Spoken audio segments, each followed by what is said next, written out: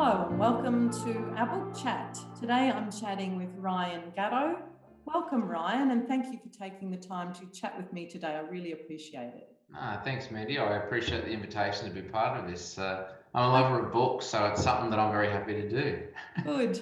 Okay, so before we start chatting about the book you've chosen, Ryan, could you just tell everyone who's watching today a little bit about your role here at the Diocese and the path that's led you here? Well, where to start? I think the first thing I'd say is that I'm no stranger to the diocese. I'm a proud Novocastrian, born and raised in this wonderful city, and was educated in our Catholic schools here. Funny enough, I ended up choosing the teaching profession and spent many years where I worked alongside you at one stage there at St. Peter's at Maitland, Mandy. And then I think it was 2014, I left the diocese to a national role with Mara Schools Australia, where I was the Assistant Director of Faith Formation, and spending 7 years or so in Sydney. The opportunity to move back home became available, and was very happy to land a similar role as an education officer in formation and spirituality, which is where I am today. Okay, excellent. So let's get into the book. It's a very recently published book titled Learning to Pray, A Guide for Everyone, which is written by Jesuit Father James Martin. Could you just give everyone a short overview of the book, Ryan?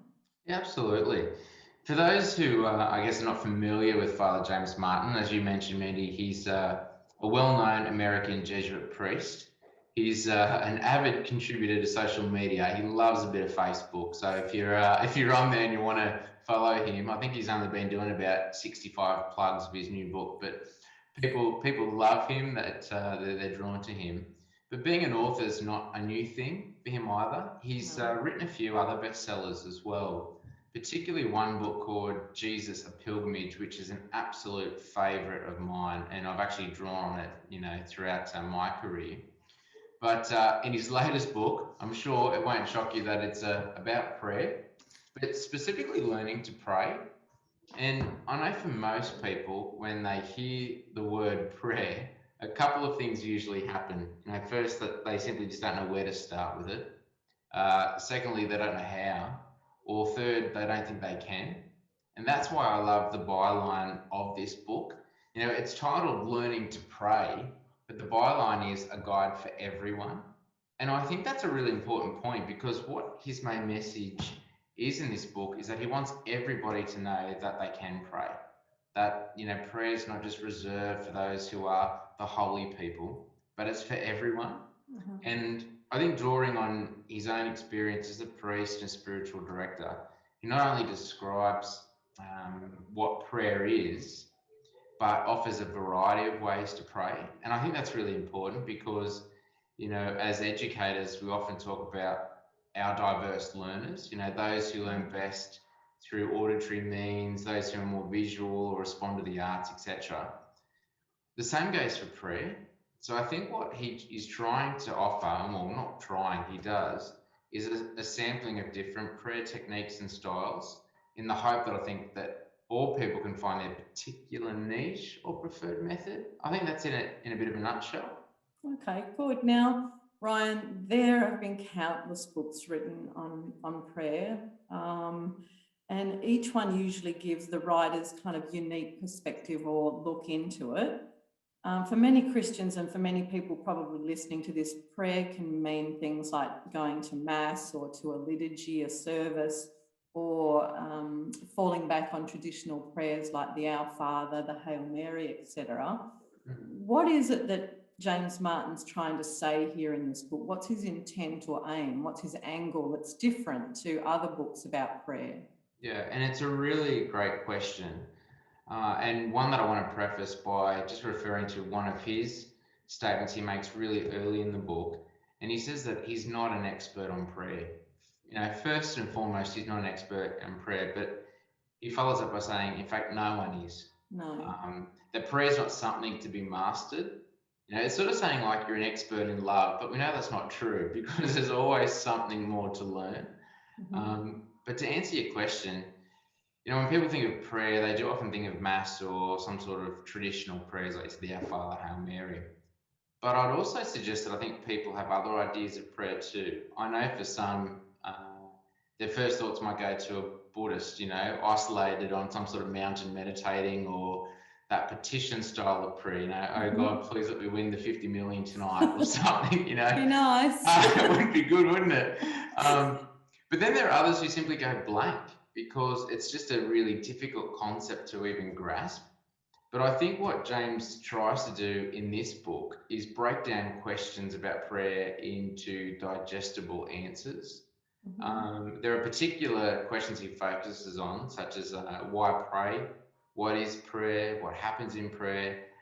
Even there's one about how do I know I'm not just talking to myself, which is a fair comment to make.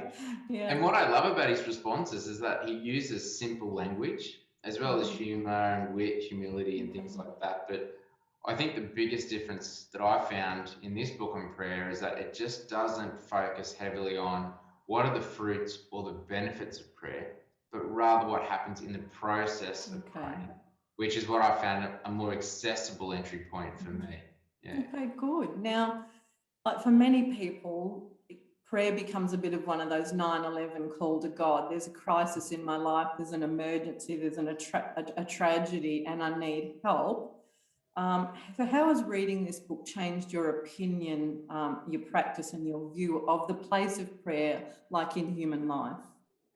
Yeah, and I think all of us fall into that category of the 911 prayers to God, However, what this book tells us is that prayer is not just some specific petition or action that we take, time out to do, but rather prayer is our life, and it's the context of our life. That he draws on that timeless definition of prayer. You may have heard it before, but prayer is all about that lifting mind and heart to God, describing prayer as that encounter with God. And I think that's an important point that he tries to make in this book, because one of the first questions that he poses to the readers is that, why pray?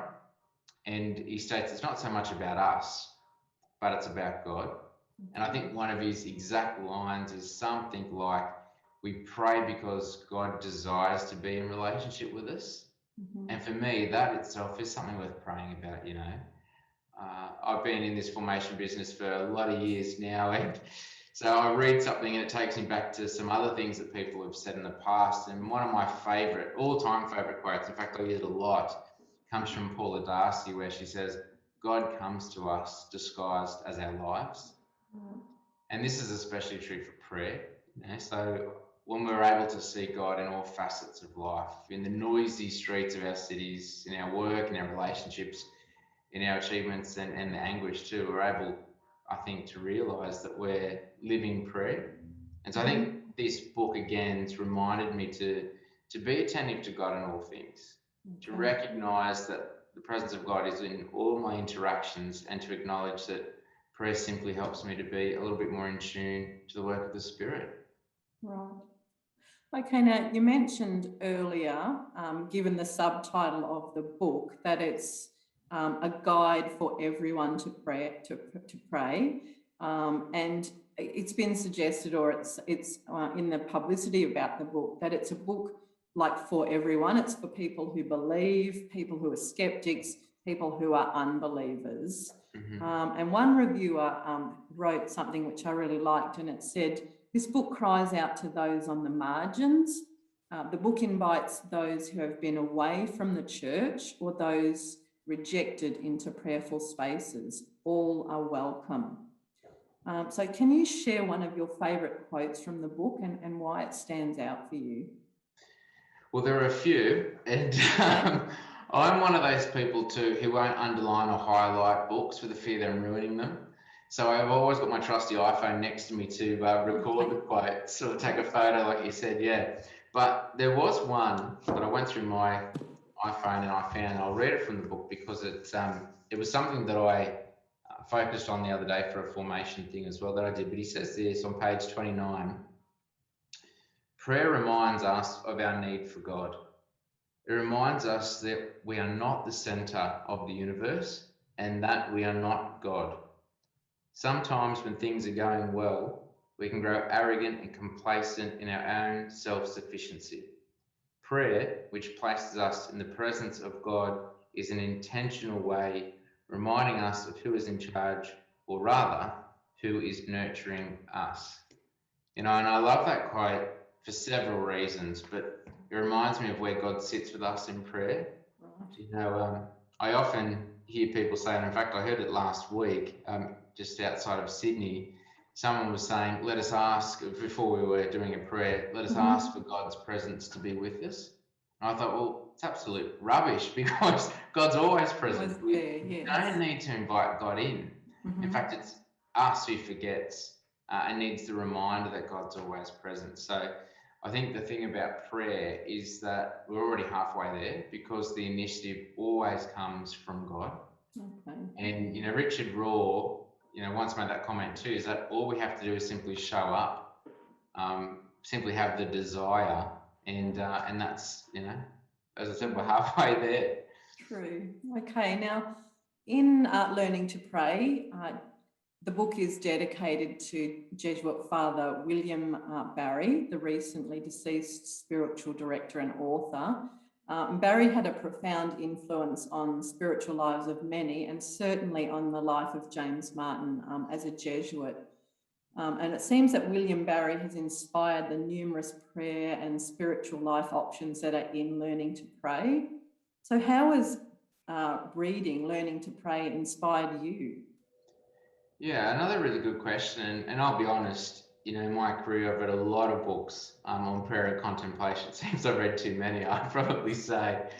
But they all offer various ways of, I guess, praying and encountering God. So I guess it's not harsh for me to say that I didn't necessarily learn any new prayer techniques from this book. Okay. However, what it did is that it reminded me of the importance of silence in one's life. Right. Which I think was a really important thing for me because, most of us live lives that are just chaotic, noisy, frantic. Silence never seems to be available, Throw in a 2-year-old and you forget what silence is. But that's the same with our young people as well.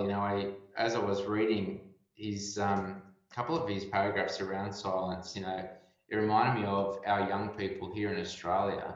And there was some research done I think maybe 3 or 4 years ago now from the Broken Bay Diocese that did some evaluations on our Catholic school retreats. And I think one of the top things that young people valued most was silence. Wow. Yeah, it was really interesting. And I think this book, it speaks seriously about finding moments of quiet, but also more importantly, being open to it. Yes. It's different, there's two things, finding moments, but also being open to it because it's a difficult thing to do. God forbid you're on the bus or at the doctor's surgery and you have to pull out your mobile phone because you can't stand sitting there with your own thoughts, Yes. But, as you know, silence is God's first language. And as James mentions in this book, that it's the best way to listen to God. Okay. Not because, God's not speaking to you through the noise, but because silence makes it easier to hear what God's saying. Okay. So, yeah. Nice. Now, this isn't a short read. It's just over 400 pages, which could be really daunting for some people. And from what you've told me, you in your busy life really found it a challenge to get through the book. I'm not sure if you've finished it. But from what I've read too, it's a book that you can tackle chapter by chapter. You don't have to read the whole book, and you can put those practices in each chapter into place. So how has the book changed your thoughts and practices on your perspective on prayer?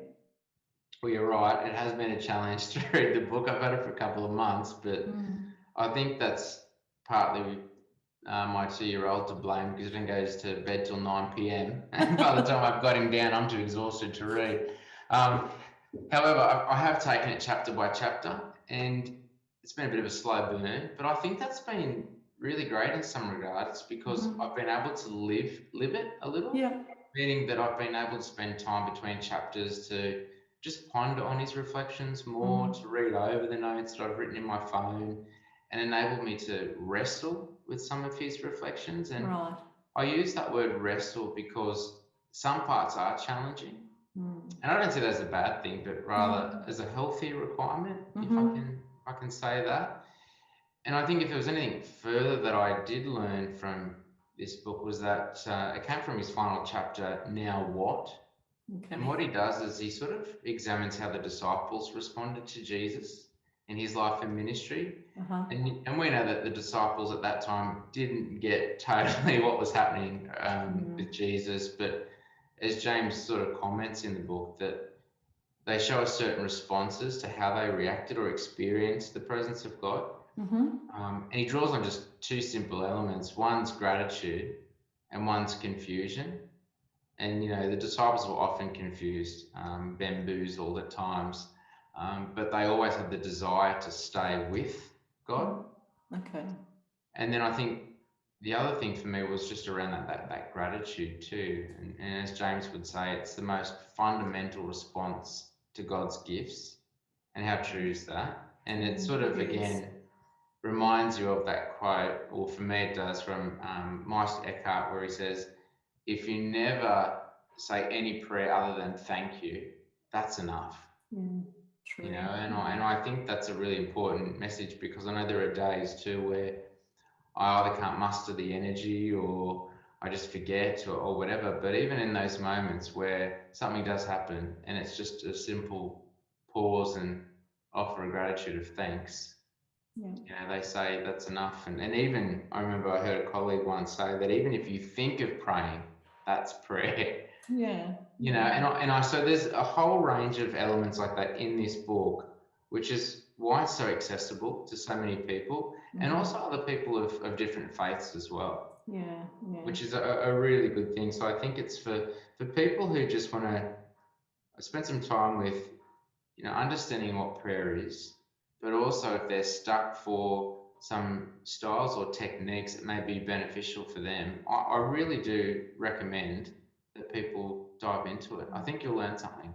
Okay, so do you think it fits into that whole kind of what's it, genre at the moment, that mindfulness genre, that this is like a Christian or not even Christian, just to be mindful of where you are now and your response to that. So making it accessible, like he says, for everyone. Yeah, absolutely. I think there are certainly elements to all of that. But again, just grounding that back to what we believe as Christians, but in a way that won't deter people. And I think any of those styles or techniques that I was just talking about, you can sort of fashion them into something that will work for you as well.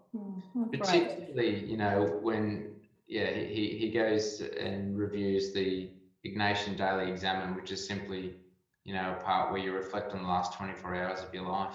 You know, what happened? Where was God present? So simple things like that. All right. Thank you, Ryan. I think we need to wrap it up now. So final question, on a scale of 1 to 5, 5 being that the book was a remarkable read and something that you would recommend to everyone, how would you rate Learning to Pray? I'm going to give it a 4. Okay. And I'm just somewhat biased because his previous book, Jesus the Pilgrimage, was a standout for me, and I just don't think he'll ever beat it.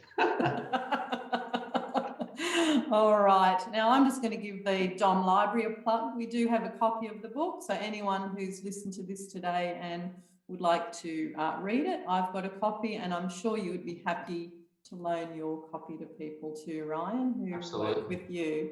So thanks, Ryan. I've really enjoyed talking to you today, and I'm sure everyone who's listening and watching has broadened their perspective on prayer, and you've given them something to think about. So thank you very much. Thank you. Appreciate it. Have a good one. All right. Thank you, Ryan. No worries.